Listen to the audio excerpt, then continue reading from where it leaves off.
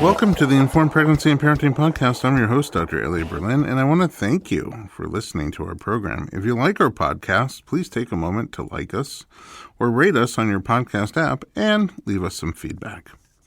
My guest today is an entrepreneur with a bachelor's degree in business and a master's in elementary education. She has authored children's books, adorable and comedic stories enjoyed by children and parents alike, and she's the creator of the Minimal Intervention Birth Method, mixing evidence-based steps and inspiring stories to help women achieve more positive birth experiences using minimal medical intervention. Her latest book is called Because You Are Superwoman: How to Harness Your Superpower and Create Your Own Positive Birth Experience with Minimal Medical Intervention. JK COY, welcome to the podcast. Thank you so much. Thank you for having me. It's a pleasure. I'm so curious about all your background and what led you to this point and your focus on birth with minimal medical intervention. It's MMI. It's a mouthful. Yeah. It's MI. Yeah, MI birth. So actually, I was a person who didn't really know anything about birth growing up, didn't really want to know anything about birth growing up. Where'd you grow up? I grew up in Michigan, in Holland, Michigan, on the west side of the state, and we moved out to California about 7 years ago. And so I just wasn't a person who enjoyed anything medical. My parents worked, or my mom worked in a hospital, and I didn't want to know. I didn't want to know the details. And so birth to me was very foreign when I got pregnant and a bit scary. What were you into more? Because medicine's a certain just part of the brain, a more scientific part of the brain. Were you into other stuff? What? Explain, sorry. I mean, you knew that you were not into anything medical. Like, I don't know, if you're playing Trivial Pursuit, everybody has a category that's their category. Yeah. I like the science in medicine. That's why I went into it. But did you have other things that you were really focused on? Probably more personal philosophy to step out of my body's way and let it heal itself, take care of itself. I leaned more toward natural techniques and remedies, I guess. Oh, so it's not that you weren't into, like, the body. It's you weren't into modern medicine even as a kid? Am I reading into that, or am I making that up? I think I wasn't into the gore and the details. It just kind of freaked me out. Okay. And so birth is highly medical in this society. And so just the idea of giving birth was scary to me, in addition to the pain, the medical side of it as well. I see. So when did you even start to consider that? A more natural birth experience? Any birth experience. Oh, okay. We'll go way back. Let's see. My husband and I were married 7 years when we decided we were ready to have kids. And so we got pregnant fairly easy, probably about 3 or 4 months into trying. And from there, I really didn't have a position on birth. I just knew it was something that I wasn't excited to do, but I wanted to have a baby, and so it was something I had to do to have that experience. And so once I started learning a little bit more about birth, I realized I was going to have to take an active role in this if I wanted the experience of less medical intervention. And this is after you're already pregnant? Yes, You correct. start to explore what birth might be like? Yeah, exactly. What kind of things do you do to research that? So I don't even know how I came across it. I'm sure I probably Googled natural birth or minimal intervention or something along those lines. And of course, somehow I came across the resources, Ina May's book, and also The Business of Being Born. The documentary. So Ricky Lake and Abby Epstein's documentary, The Business of Being Born. Yeah. And Ina May Gaskin, Spiritual Midwifery, or Ina May's Guide to Childbirth. The childbirth, yep. I'm curious how you got to the minimally interventive part, because you didn't know. That term. Yeah, that right? term. And like, did you just know you didn't want intervention? Because a lot of people who don't like the gore and the medical stuff just want to be numb to the whole thing. So. Yeah. I guess something in me knew my body was capable of doing it. I was probably more scared of whether I was strong enough to do it. And so I was interested in it, but also maybe not committed in the beginning to saying I want a natural birth, because I was scared of what that meant. But I knew that it was inside me. So I did continue to do research. And to your point, the term minimal intervention, it really wasn't something that was used, but it was a term that's been adopted in the book because of the fact that there's plenty of women, I think, out there that the term natural birth seems kind of hippie to them, maybe a little far-fetched, or maybe they're not sure if they're capable. But they do know that they want as few interventions as are necessary for them and their baby. So, for instance, I wanted to have my baby in the hospital because I wanted to have all those resources available. We have all these wonderful resources out there in case complications were to arise. But I also wanted to make that plan B. I wanted to make my body and my own abilities plan A. So you wanted the medical safety blanket of being in that building with doctors and surgeons and all sorts of medical intervention, pharmaceutical intervention, if you needed it. Yeah, exactly. But your goal was to sort of pretend like you're not in the hospital. Yes. And just give birth and happen to be in that building if you need the resources there. Yep, exactly. I didn't even want to change into a hospital gown. I wanted nothing to do with the idea of being a patient. It was a place that I could go that had everything I needed and cleaned up. Did you take classes? We did not actually take any childbirth classes. Probably after I found those resources and started to have the mind shift, the next thing that I did was I was going to a regular OB, and the next step was that I found out they had a midwife on staff.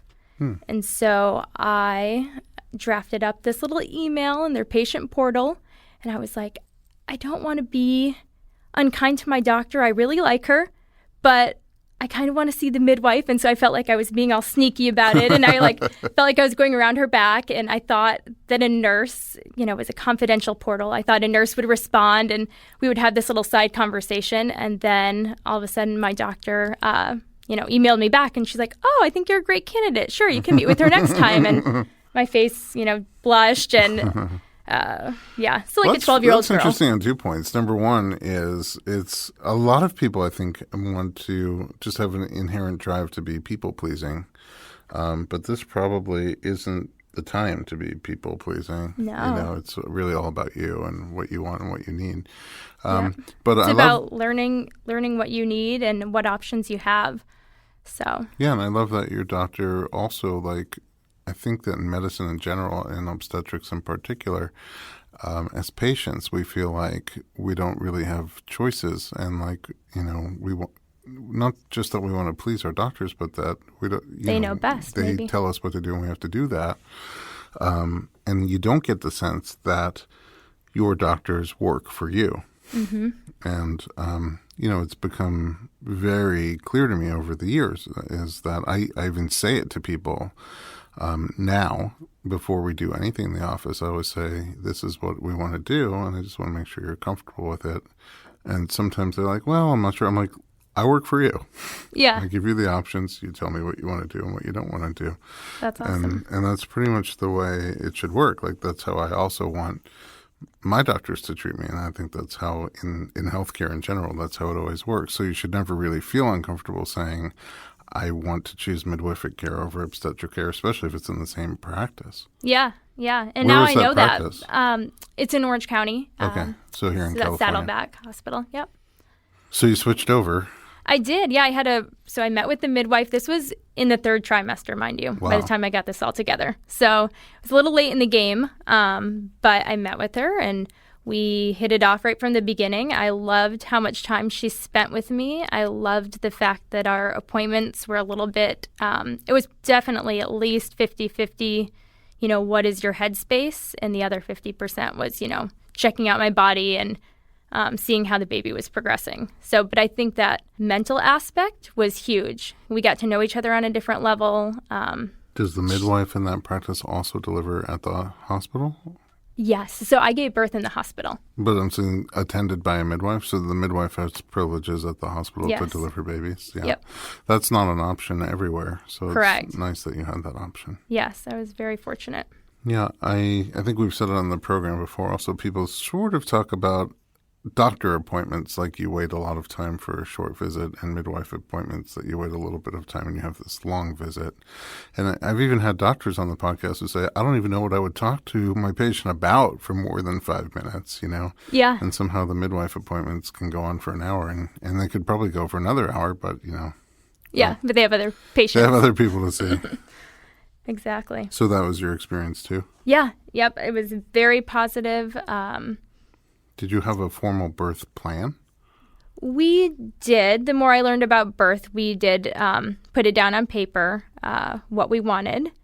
But again, to be honest, the first time I knew what I wanted, but being that I had never given birth before and you can't simulate it, you can't, do a practice run, I felt like I couldn't fully commit. And I know they say you have to be fully committed before you have a natural birth. And, I'd like to say I was, but there were not specific steps that could get me there that I could practice before. And for me personally, that left like a big question mark on my birth plan. So here's what I wanted. Here's what I was going for. And I made sure that everybody that was surrounding me when I gave birth was aligned with that. And so we were all working toward the same goal. That's cool. And so that made it so much more possible.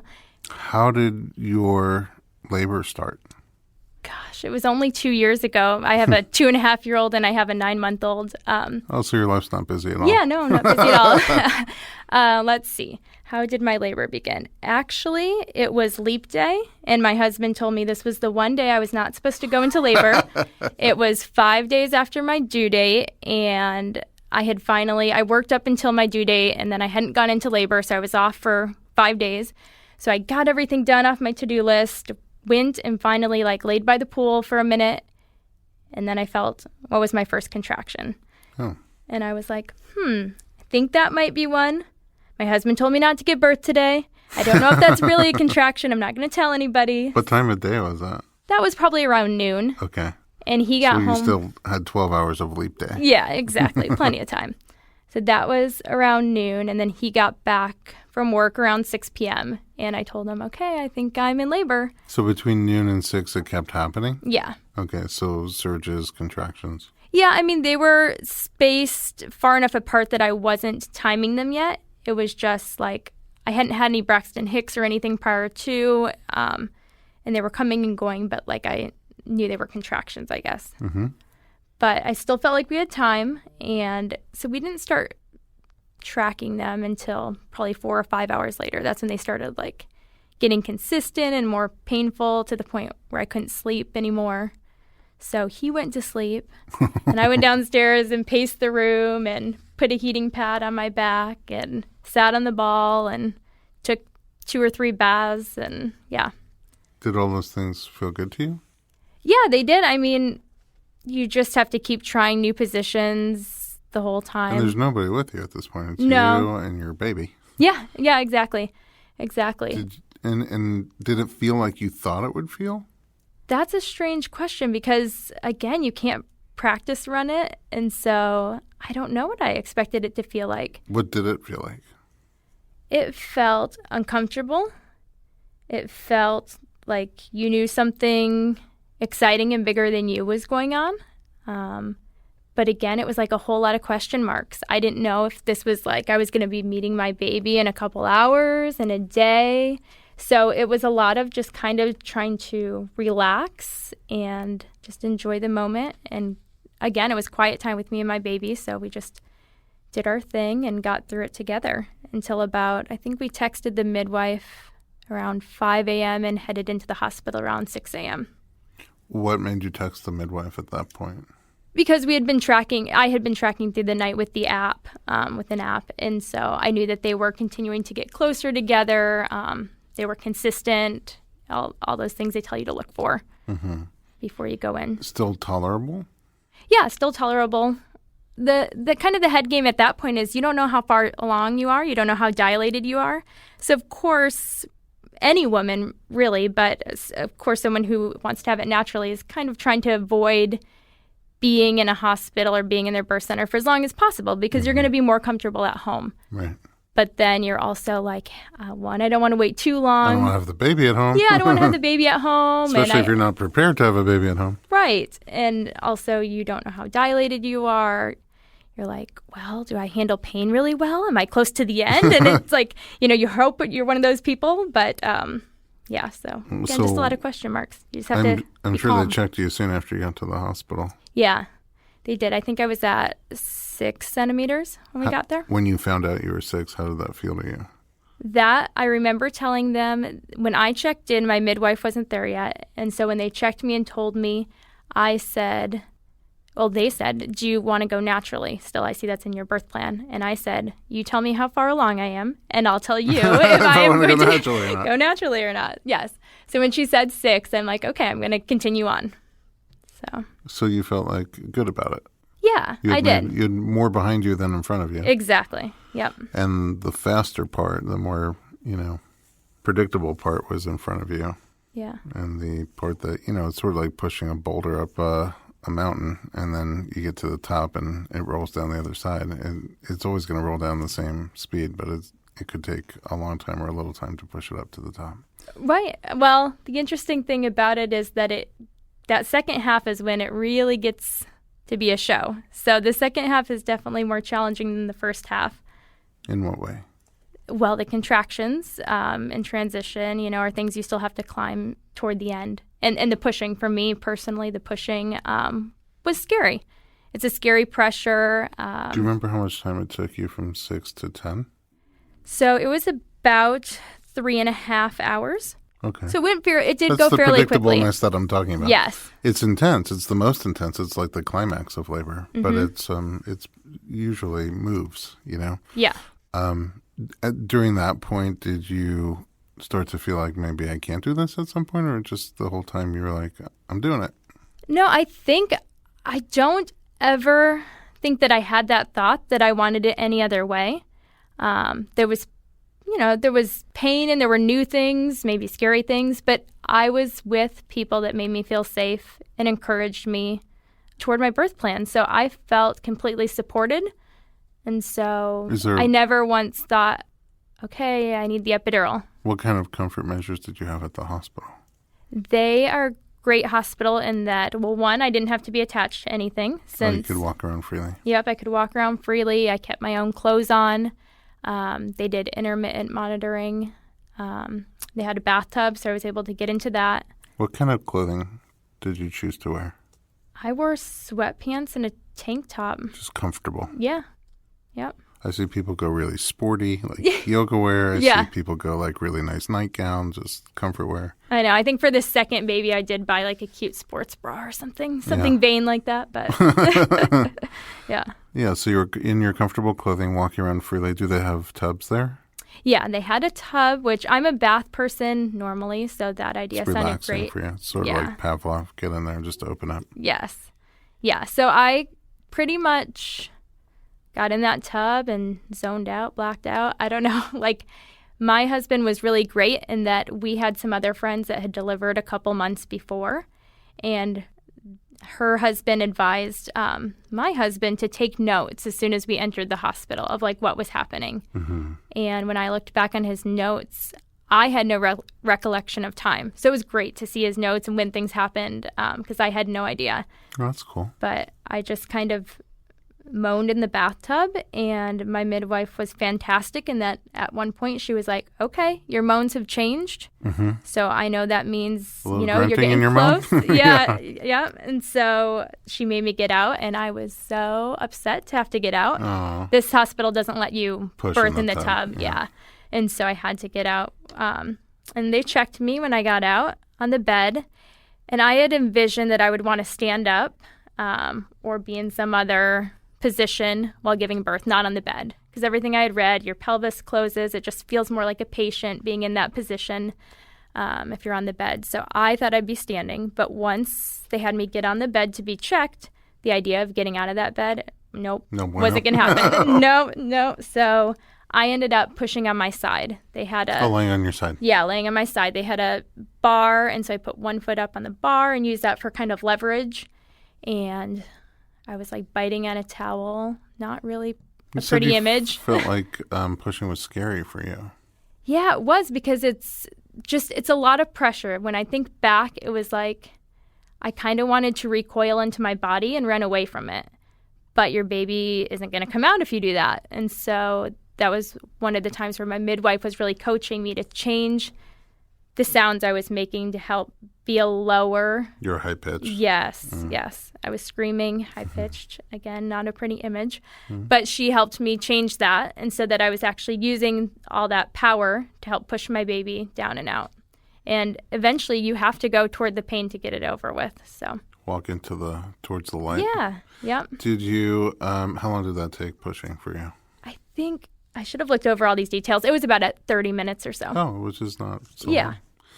long. And then a lot of people who are exploring their options, right? I'm on the journey with a lot of people all the time, just a fly in the wall, sometimes offering them if they're like, what do you know about this? Then I'll give them some information. But when they consider natural birth, I hear all the time that they're really worried about the moment the baby comes through.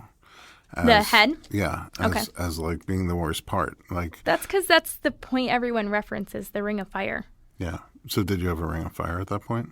I did, and I knew that that's what it was, but the anticipation of it was worse than it actually was. The actual ring? Yeah, because it was, there's a lot of things going on at that time, a lot of feelings, and it was short-lived. It must have been quick, yeah. Yeah.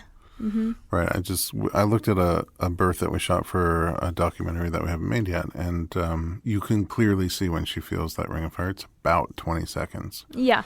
In her case, long. And then as soon as the baby's out, she's so past it. Nothing bothers her at all. No, and that's the miraculous thing about birth. Like once it's done, I've been using the word pain, but it's different because it's not scary pain in that you think it's going to hurt you. It's pain with a purpose, and as soon as the baby's out, like you feel like you again. It's crazy. We're it's not a a pain culture, so whenever there's pain, myself included, I try to numb it, right? I try to get away from the pain, but sometimes pain actually does good things for us, and because we're not used to pain without having to run away from it or be afraid of it, then it's hard to relax into pain and not let it bother you. Totally. But I think that also as a doula, watching people go through that journey, you see the moment where she realizes, wait a second, if I don't fight myself, this could be a lot less violent. Yes. And then you get into a rhythm and just do it. Yeah, definitely. You can be your own worst enemy. They say,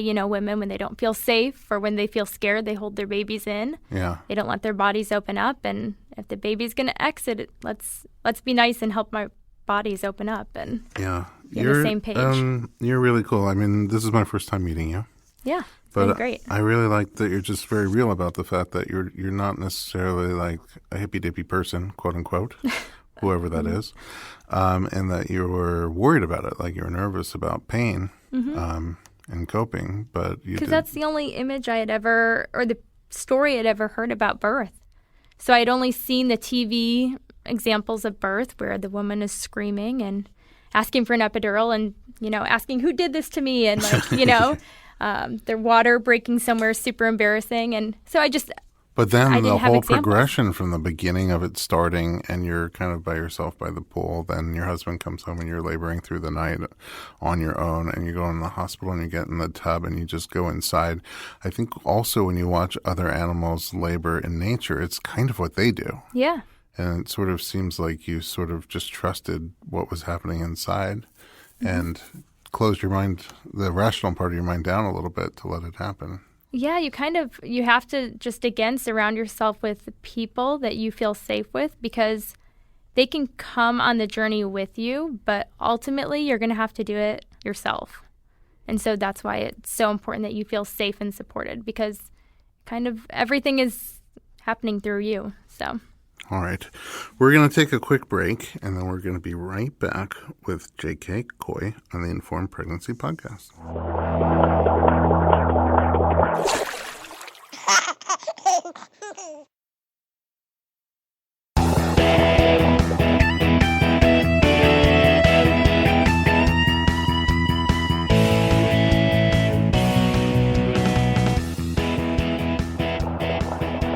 Welcome back to the Informed Pregnancy Podcast. I'm your host, Dr. Elliot Berlin, and we're continuing our chat with Because You Are Superwoman author, JK COY. Welcome back. Thank you. You had another baby just 9 months ago. Yes. How was that birth? Was it similar or different than your first? It was also positive. Also a natural birth with the same midwife in the hospital, but it was 8 minutes after I arrived at the nurse's station. Whoa. Wait a second. Back up a drop. First of all, going into it, did you feel more confident or like nervous again? Well, to be honest, I was nervous in the sense that I knew I had to do it again, but confident in the sense that I knew I wanted to do it again. Okay, and that's I had cool. the right team around me, and I knew I was capable. So again, I knew what I was getting into, that it would be a challenging experience, but also a growing and positive experience. How did that labor start? That labor started, it was 10 days after my due date this time. Oh, you went longer. Yeah, I was one of those lucky ones. Do you go nuts at the end? What? Do you go nuts at the end? Where are you? I really don't, because again, I believe in my body, and that it's I think everything is going to go smoother if I just get out of my baby's way and let my body do its thing and my baby tell me when it's ready to come out. Because if I try to force it out, I feel like my body's going to fight it and it's going to take longer. I think you also have a chilled out Michigan vibe. Is that possible? Maybe. Things are a little more relaxed over there. Maybe, yeah. It's definitely not LA. It's not, yeah. Big city. Yeah. Okay, so then how did it start? So 10 days after my due date, I was again knocking off a to-do list. And the last thing on my to-do list was I wanted to get my nails done, again, like every vain pregnant woman before they go into labor. So I went to go get a manicure. It's the first thing the pedicure. It's the first thing the baby sees. Yeah, right? So, there you go. It's not so vain it's not after for all. you. Yeah. So I go and get that done, and I think it was the woman's first day, because she kept having to wipe off the polish and start again. It was a shellac manicure. And so it was taking forever. So what was maybe minimal contractions, I didn't even know for sure that it was a contraction when I went in to get my nails done. But I was like, okay, something's starting to feel different. And so then I'm in there, and by the time I was there for at least an hour. And that whole time I'm closing my eyes because everything is happening fast. The contractions are getting stronger. I'm getting pretty certain that this is labor. And so by the time she was done, I could barely pay and keep my composure. So I get in the car and I text my husband. I'm like, I think I'm in labor. So I was only 10 minutes from home. So I drove home, and he was on the phone when I got home. So I just walked in and went straight to the bathtub. I couldn't even say anything. Your happy spot.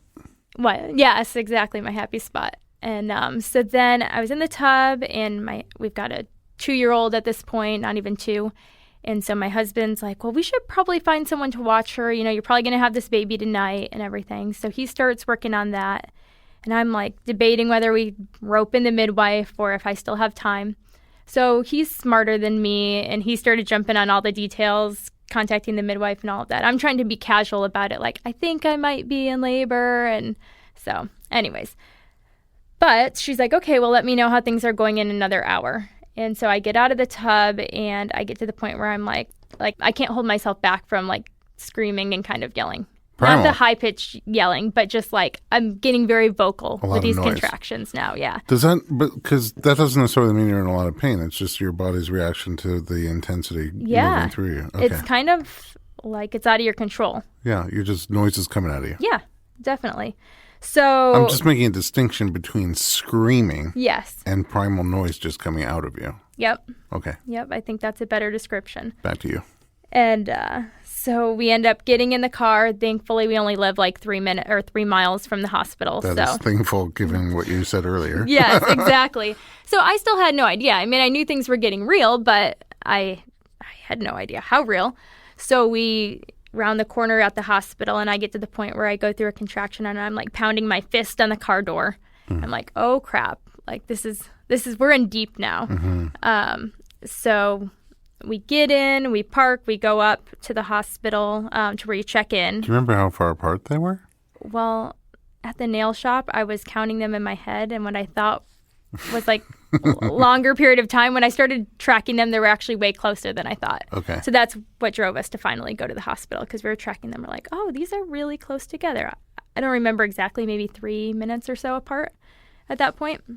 So anyways, we get up to the nurse's desk, and they have me start filling in the intake paperwork.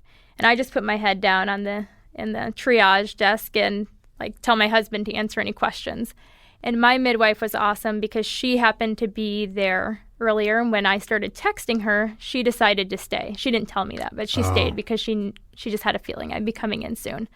And so all of a sudden the moans started changing, and my body just started pushing while I was standing there at the desk. and they're still having me fill out paperwork. And Didn't realize that you're pushing? No. And she jumps up from behind the counter and she's like, nope, get her a room right now. So she heard your grunts? Yes. And she's wise and she knew that sound. And so I just walked to the room. I didn't want a wheelchair or anything. And so I walked and we got to the room and she's like, take your pants off. So I did. And I leaned over the bed and we pushed out a baby. Wow. I mean, it was like Did instantly you realize we it's started. about to happen? I mean, I had no idea it was going to happen that fast. I mean, nobody checked you or anything. You just No. I mean, I literally I filled out the intake paperwork after the baby was born. Wow. Because it was that fast. But we made it to a room, and so, yeah, my husband, I had actually asked him, because I don't know if we'll have more kids or not, but I asked him if he would get a video this time, because we didn't the first time. I'm like, I don't know if I'll ever be brave enough to watch it, but I want it in case I want to watch it later. And so Did he get it? He got it. Oh, wow. He did. Yes. He did his job. Yes. I don't know how, but Did you watch it's it? not a flattering position. I did, and I let a friend watch it too. I was like, I don't know why you want to watch this, but I'll show you, because she was due like in a month. And I was like, I don't know if you're ready for this. But anyway, she did great, and she thought it was cool. Yeah. Well, it's cool that he got it for you. Yeah. And then my baby came out, and they passed her through my legs like a football. For you to hold? Yeah. Yeah, it was really cool. That's a neat story. I mean, it's not too... Our first was about 42 hours. Our second was just over 2 hours. And it was also about 18 minutes after we got to the hospital. Wow. Were all of yours at the hospital? Our third was also at the hospital, and our fourth was at home, was like 90 minutes start to finish. Wow. Yeah. Your wife is Superwoman. My wife is Superwoman. Yeah, she is. She was Superwoman when she was just taking care of me and making me feel like the most amazing guy on the planet. But then now we have 4 kids too, and she works. And yeah. I don't know how you ever do it without a wife. That's my anyway.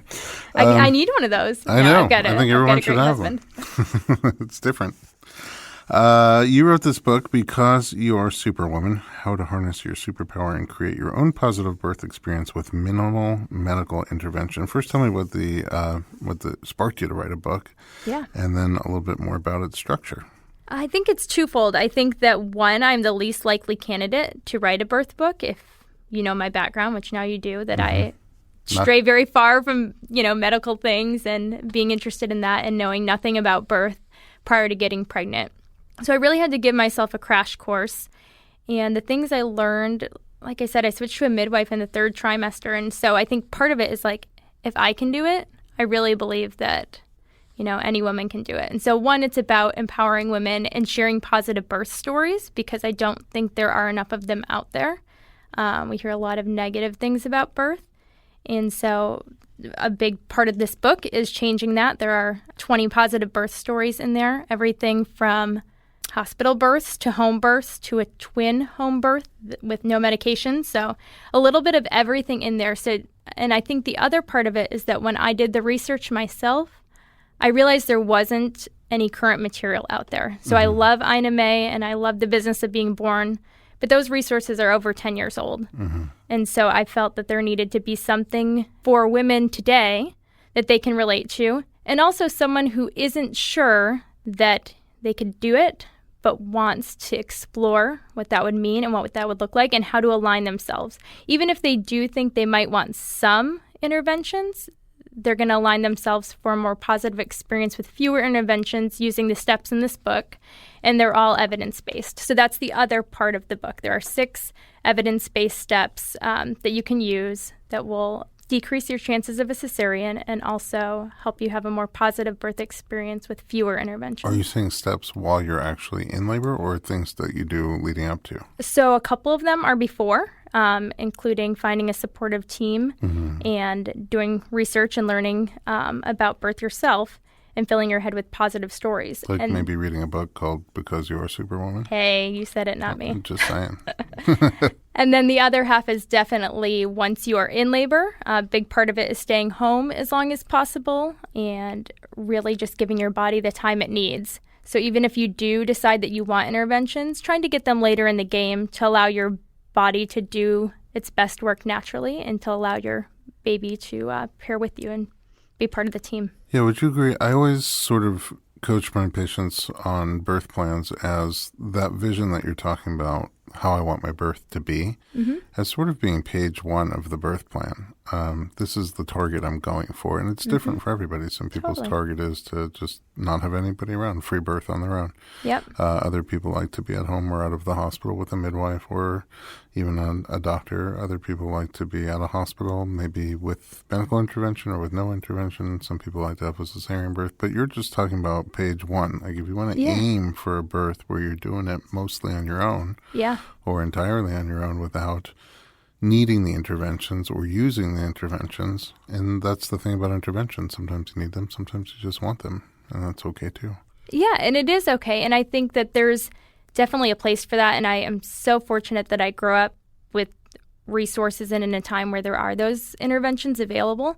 But I also think that sometimes people choose interventions because they don't have any other positive experiences that they know or because of fears that they have. I was listening to your interview recently with Hillary Duff, and she was saying that she wanted a cesarean for her first birth. And it wasn't because of any medical reason. It was just because she was scared. Yeah. And I mean, I can relate to that. I think she said, I think a direct quote is, I was afraid to have a baby come out of my vagina. Yeah, there you go.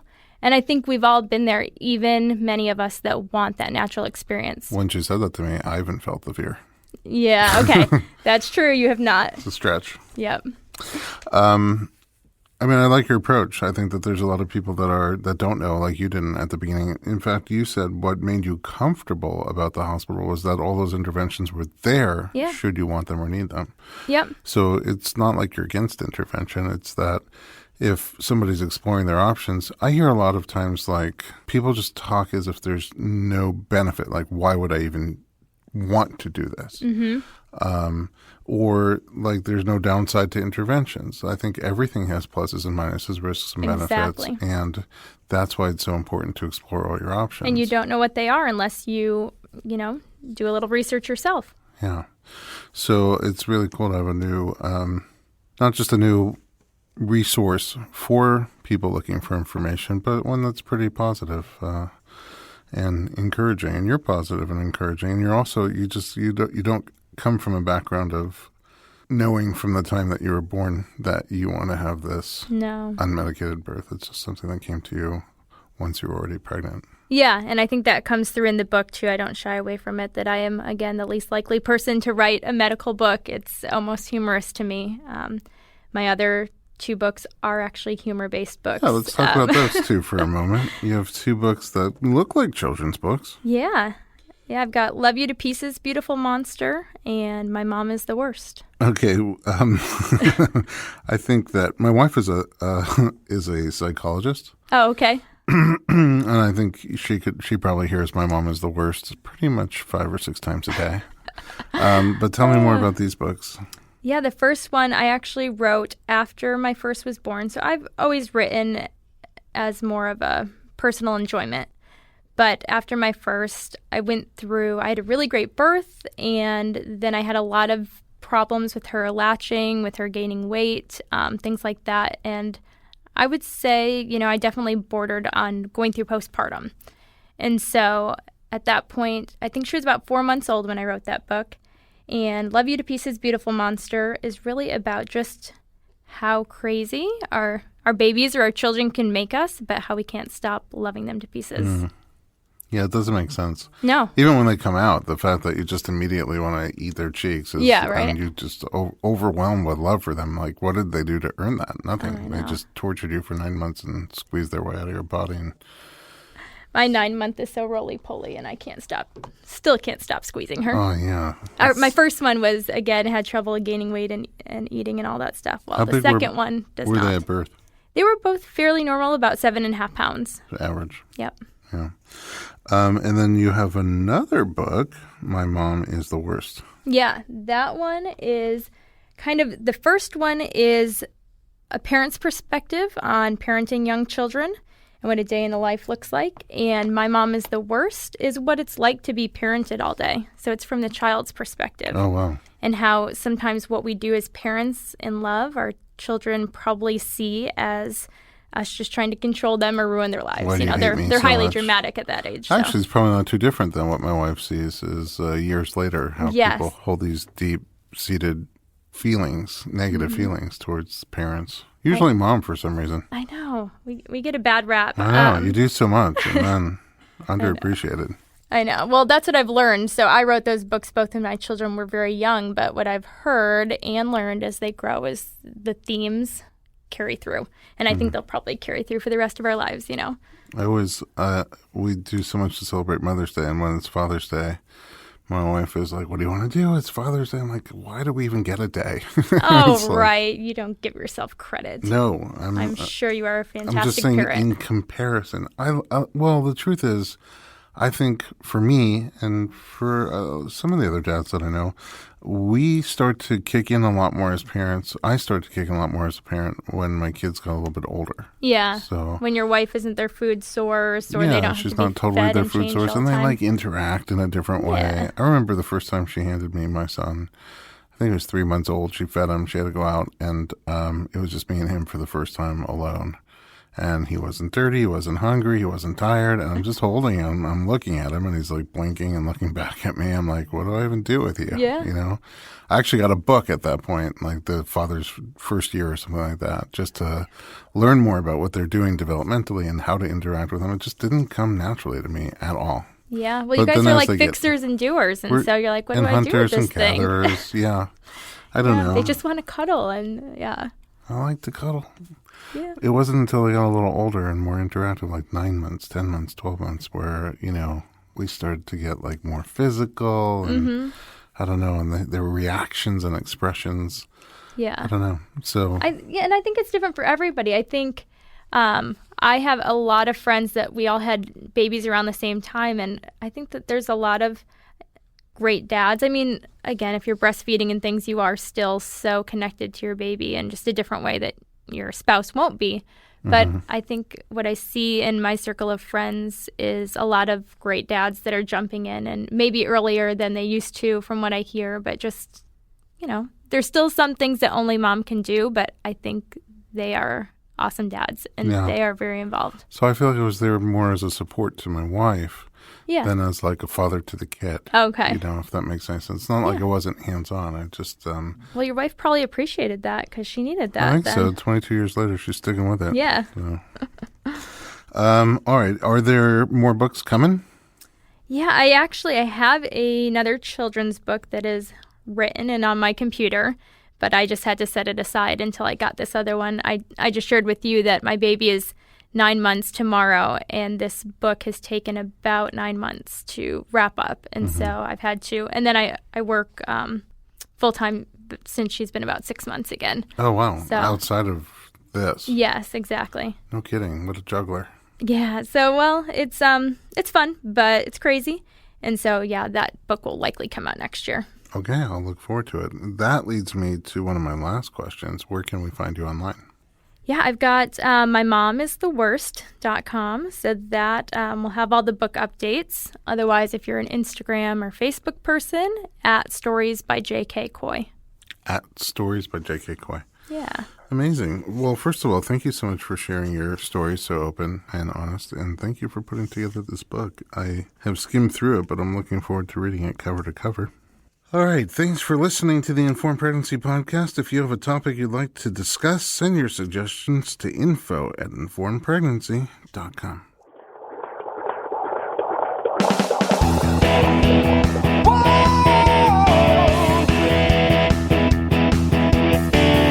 Doctor, give me the news. I got